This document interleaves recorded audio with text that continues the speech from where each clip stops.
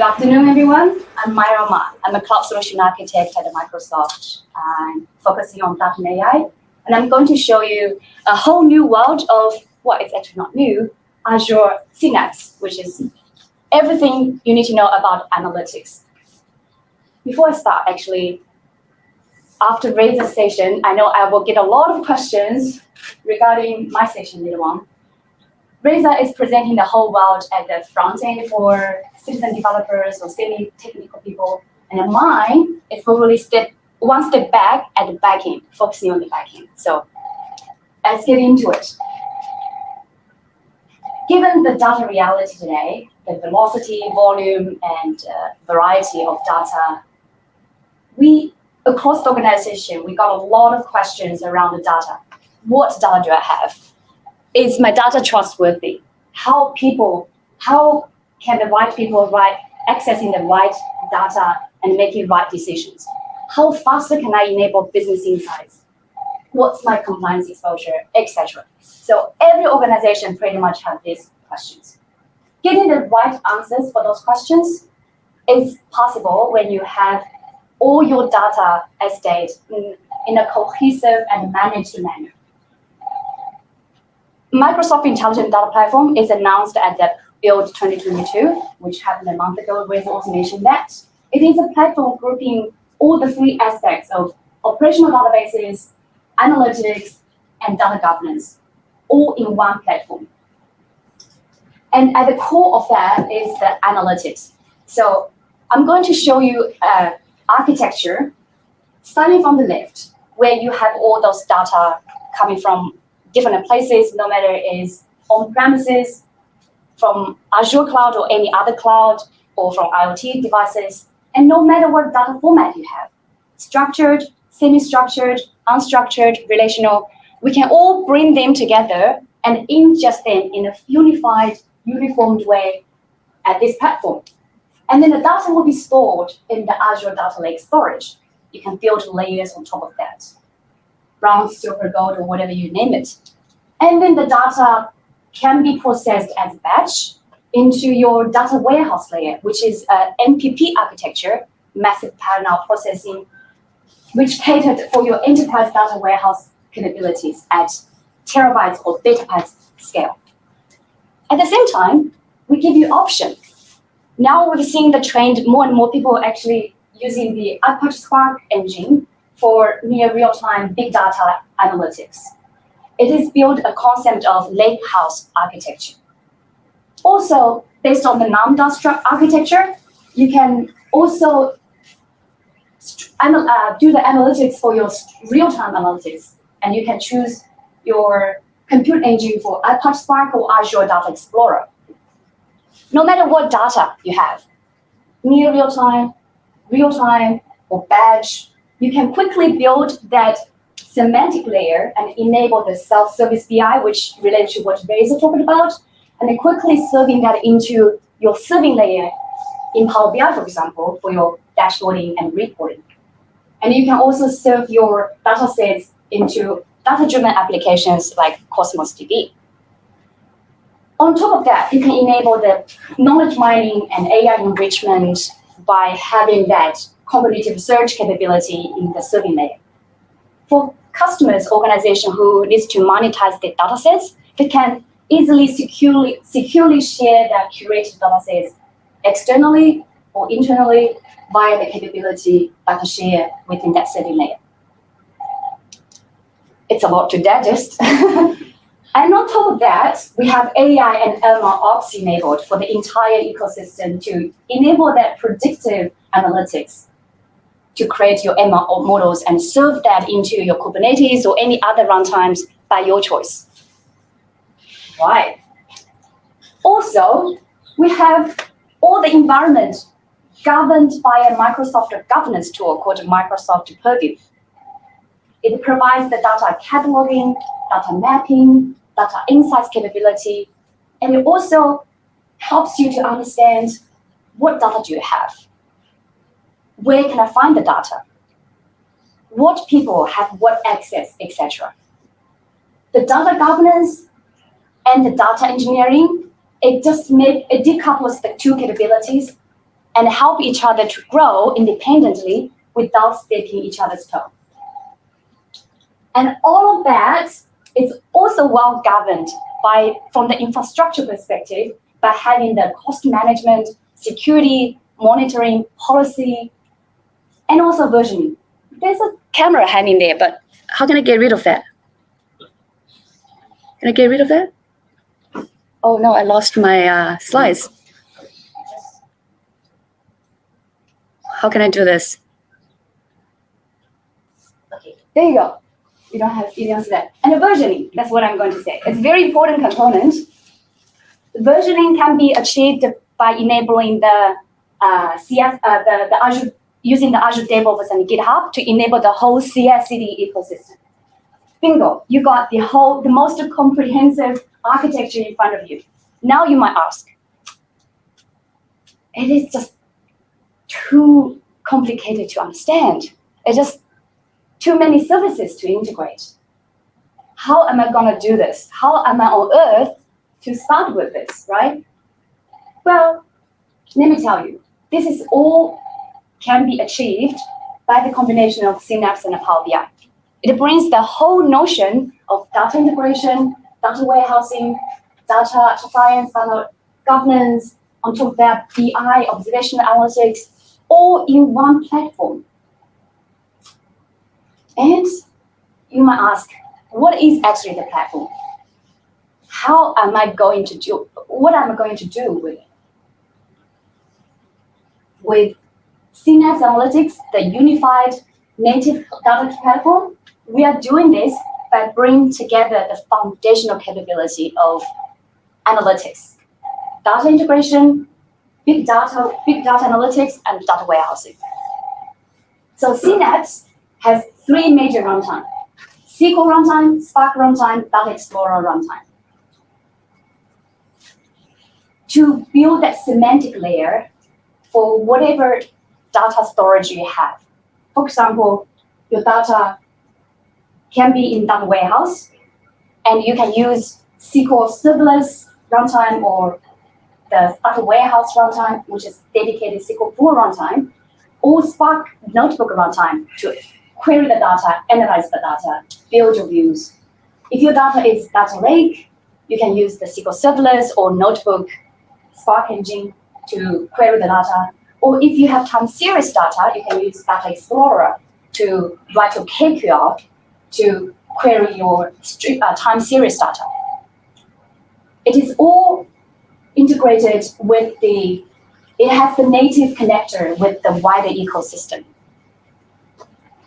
For operational databases, the challenges before was you always have to do that whole extract, transform, and load process, ETL or ELT, before you can make any sense of your data. So with the capability of Azure Synapse Link, you can easily skip that whole ETL process by querying your operational database directly from the Synapse Studio via the Synapse Link.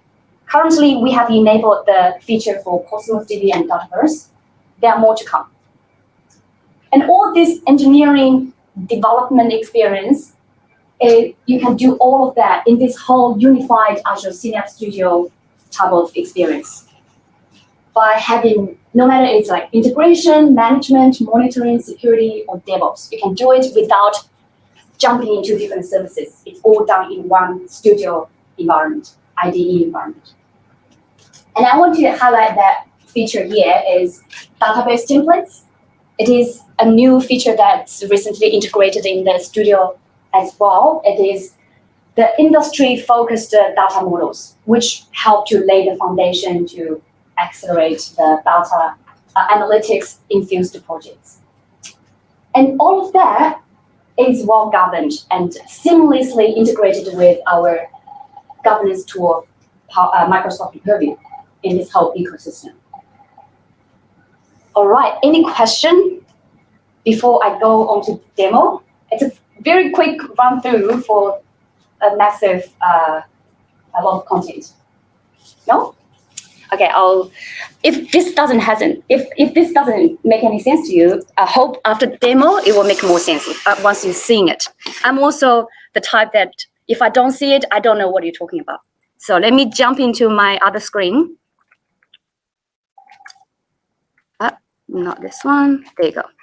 So before I go into the Synapse platform, I want to quickly show you the Power BI. So I'm now in the Power BI dashboarding. It is for a hypothetical scenario for a CEO in the retail industry. This is the CEO view of everything he needs to know about his organization. Real-time data, batch data, predictive and prescriptive analytics, which is empowered by the AI and ML. So everything in one dashboarding. And this is all empowered by and developed from the Synapse Studio. All right, this is the end result. And how we can achieve that is, let me go into my Synapse Studio. Here you go. You are in the landing page, and the landing page, you can have easy access to your code artifacts for your recent resources, your shortcuts, tutorials, documents. If you are new to the environment, I highly recommend you can spend some time on this landing page and just quickly dig up some tutorials and get yourself started. So referring back to the reference architecture I talked about, as a developer, when I come to this platform, what I want to do first is to ingest the data. So by ingesting data, I go to the integrate pane. And this is how you do it. You build your pipelines. You can ingest data from, as I mentioned, wherever your data is, no matter what data format you have. For example, here, I actually have a lot of data, like say tutor data, which is the streaming data, unstructured. I have data from SAP HANA, which is another cloud. So let me just take this as an example. So this is how you do it. You have a copy activity. You can easily build in the connection from your SAP HANA table and copy your data into a data lake storage account in this example by putting on your source and a sink, which is your source and destination. So from here, when your data is in the data lake and you want to start manipulating your data, right? And in this example, we're using the data flow. Data flow is basically a low-code, no-code experience for citizen developer who prefer dragging and dropping that kind of UI experience to manipulate your data. And this whole data flow is empowered by Apache Spark engine. And all the operations you can see, for example, join, conditional split, select your data sets, aggregate your data sets, so on and so forth. This is all done by just choose and pick. You don't need to write a single line of code. And you can do this because it's built on the Hadoop system. It can easily go scale at terabytes or petabytes of scale. So for those who prefer code-first experience, you can also do the data manipulation or transformation by writing your own type of code, your favor of languages, by choosing, for example, the notebook runtime or the SQL runtime. If you are choosing the notebook experience, you can just easily develop your notebook, your coding by your choice of language. For example, here, if it works. So here it has the Python, and you can also choose Scala, .NET, Spark, SQL by your choice of language in this whole Apache Spark runtime. And also if it's for real-time or near real-time scenario, you can also develop your KQL scripts. It is for people who are familiar with T-SQL, this is, you can easily upskill yourself to write KQL because it's quite easy to switch. And we have like some cheat sheet. If you are familiar with the T-SQL, then you can easily upskill yourself to writing KQL. And also for people who are familiar with the SQL, T-SQL, you can also write in your SQL scripts by go into the SQL sector and developing, customize your own code. So now, since we are here, I'm just quickly show you a capability of the data warehouse. So in this T-SQL, I'm actually connecting my compute to the data warehouse. And data warehouse, remember that we talk about, it is kind of like the MPP architecture, massive parallel processing. It is just such a powerful engine where you can see it in a minute. I'm gonna quickly run this query. It is basically, you don't need to, I'll quickly show you. Basically, just like count the table, right? Sales is one of the fact tables, and bingo. You see the result actually turned in 3 seconds for 60 billion rows. That's like a massive 60 billion rows of fact tables. And what magic about this compute engine is, after the first run, the outcome will be cached. And then if you're writing some complicated query, like the query we write below, it is actually combined with the batch data and also real-time data. You see there's like a Twitter sentiment. So this query basically return the result of what's my customer experience and their revenue per customer.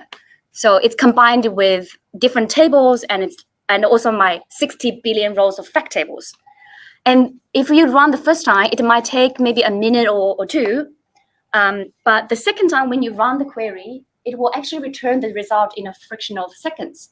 So when you send the query into your end users to consume, they would experience very fast performance.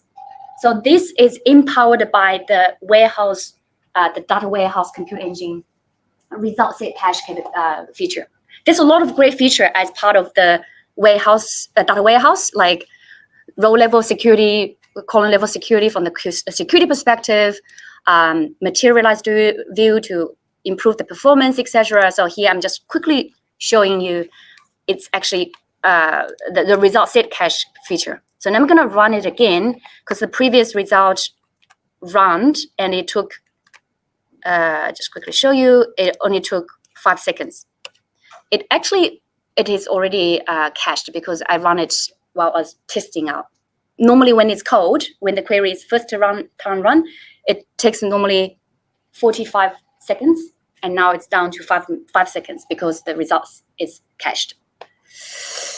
All right, let me go back to the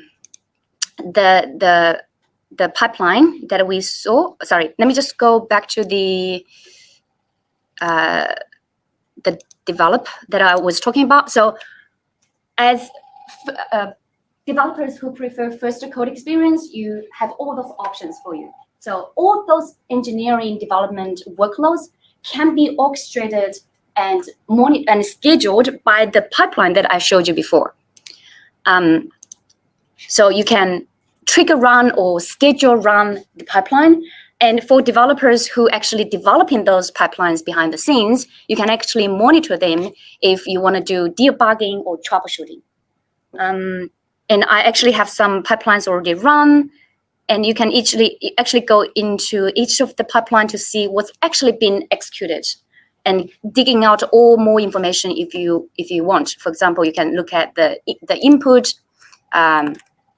and you can actually see what's exactly been executed. It's the SQL query, and you can see how long it ran. If there's anything goes wrong, it will actually return you the meaningful error message, so you can do debugging.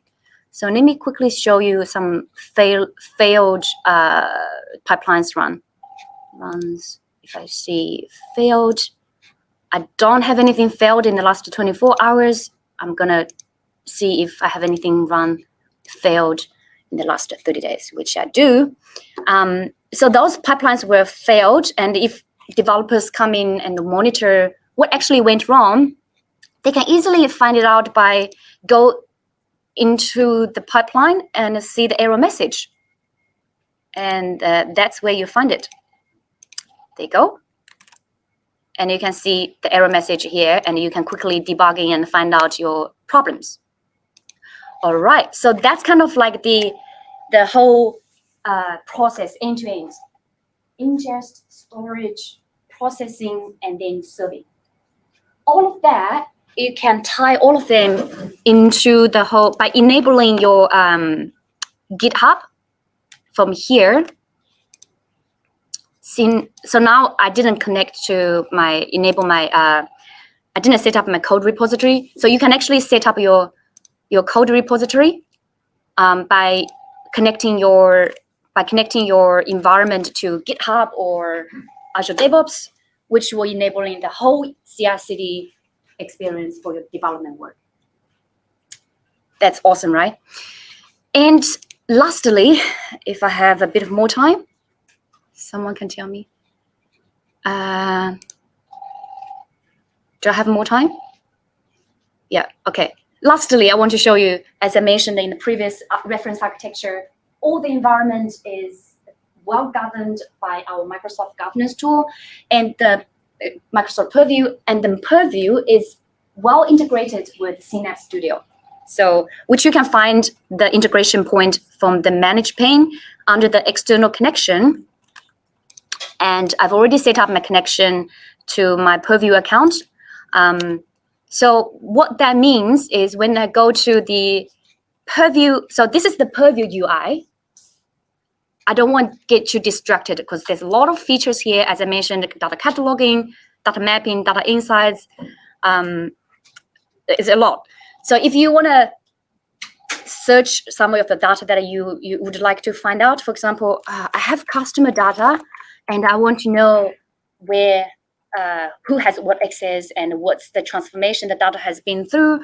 I can quickly search the customer data, and I know probably it's in one of the files or the tables by choosing, applying some filters, so you can quickly filtering down to some limited results. And that's the table I want to look at, for example. So it will take you to the customer files and related to that you are looking for, and this all the information that you need to know about this file. And this is the lineage of the data transformation for that customer table. And then now I'm going to switch to my Purview Synapse Studio environment. And because I connected my Purview with my Synapse, now my Synapse environment is powered by the whole Purview governance tool. And what I can do is I can also do the same sort of searching capability in my Synapse environment. For example, I'll do the same searching for customer, and it will bringing you, I think the connection isn't great. It is only showing me 3 bar. It basically, once I search that in my Synapse Studio, it will bring me exactly the identical experience as you saw in the Purview environment. So that's basically it is not working because of the no connection. When I search this customer, it actually shows me everything in my organization, all the data assets that's related to customer. And because the Synapse Studio it's powered by Purview, so every transformation you do in the environment can be instantly reflected in your Purview environment. How awesome is that? So from the data governance perspective, you know what's happening in your organization. Nothing is hiding, nothing is a secret. I mean, once you apply the proper security and a policy on top of that. So basically that's what I want to show you. And back to my slides. So bringing you back to the whole unified single pane of glass. So Azure Synapse is not like a locked environment. It's open source platform. It is provide a lot of integration points for your external resources or services. So you can choose and pick. You don't have to stick with everything there. Whatever works for your organization. And that's my presentation today. If there's any question, please.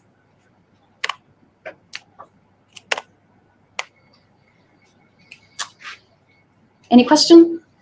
I hope it's not too over your head. Oh, that's fine. Yes. Please. So one of the biggest challenges that many organizations face is data accuracy, having the right data at the right time.